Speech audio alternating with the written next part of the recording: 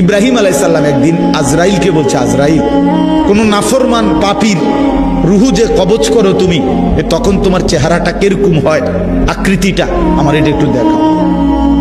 হযরত ইব্রাহিম আলাইহিস সালামকে আজরাইল বলছে, আল্লাহর কসম হে নবী, আপনি সহ্য করতে পারতেন না, আপনি এটা দেখতে চাইেন না। ইব্রাহিম আলাইহিস সালাম বললেন, না, আমার একটু হলেও দেখাও।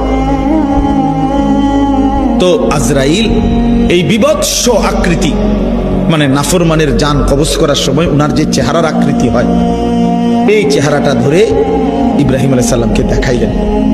বিশ্বাস করেন, এই কিতাবে আছে, ইমাম কুরতুবীর কিতাব। ইব্রাহিম আলাইহিস সালাম একটা চিৎকার মাইরা বেহুশ হয়ে গেছে।